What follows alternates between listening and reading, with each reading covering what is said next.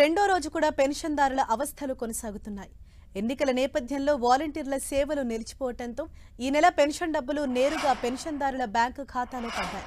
ఆ డబ్బులు తీసుకునేందుకు పెన్షన్దారులు బ్యాంకుల వద్ద బారులు తీరారు. పెన్షన్ కోసం వచ్చిన వందలాది మంది లబ్ధిదారులతో బ్యాంకులన్నీ కిక్కిరిసిపోయాయి. దీనికి తోడు చాలా మంది ఖాతాలు కేవైసీ సరిగ్గా అవ్వకపోవడం, సర్వర్లు మొరాయించడంతో పెన్షన్దారులు బ్యాంకుల ముందు పడిగాపులు పడుతున్నారు. ఈ నెల పెన్షన్ డబ్బులు నేరుగా బ్యాంకు ఖాతాలో వేయటంతో వాటిని తీసుకునేందుకు ఇబ్బందులు ఎదుర్కొంటున్నారు. వృద్ధులు, దివ్యాంగులు ఉదయం నుంచే బ్యాంకుల వద్ద బారులు తీరారు. దీంతో ఎక్కడ చూసినా బ్యాంకులన్నీ జనంతో కిక్కిరిసిపోయాయి.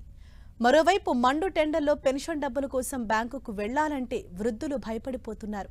వాలంటీర్లు ఇంటికి వచ్చి పెన్షన్ డబ్బులు ఇచ్చినప్పుడే బాగుండేదని, ఇప్పుడు 2-3 రోజులు బ్యాంకుల చుట్టూ తిరగాల్సి వస్తోందని వృద్ధులు ఆవేదన వ్యక్తం చేస్తున్నారు. మరోవైపు 40 డిగ్రీలకు పైగా ఎండలు మండిపోతుండటంతో వృద్ధులు క్యూలైన్లలో వేచి ఉండలేక తిప్పలు పడుతున్నారు.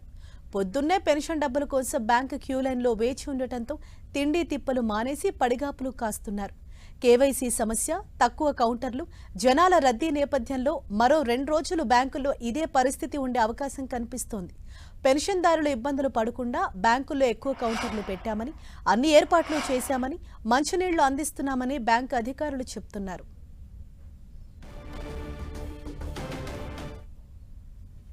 నాకు షుగర్ బీపు మొఖం తిరిగినట్టు ఉంది, అలా కూర్చున్నాను. అక్కడ సచివాలయంలో తీసుకున్నానండి, పర్వాలేదు. అక్కడ ఇస్తే మంచిది, ఇక్కడ ఇలా లైన్లు కాసే బదులు మామూలు అయితే పర్వాలేదు. షుగర్ బీపు ఉన్న వాళ్ళకైతే కళ్ళే తిరుగుతాయి కదండి. సచివాలయంలో ఇస్తే మంచిదండి జనాలందరికీ. ఇక్కడ కష్టం కదా, అలాగ ఉండడం ఏంటే. సచివాలయంలో ఇచ్చేస్తే మంచిది శుభ్రంగా. కాళ్ళు నొప్పులు, నడలేని పరిస్థితి, బాగా నొప్పులు, కాళ్ళు ఆటో దిగలేను, ఎక్కలేను. మరి మార్కెట్ నుంచి వచ్చాను. మరి సచివాలయానికి ఇస్తే బాగుంటుంది పింఛను.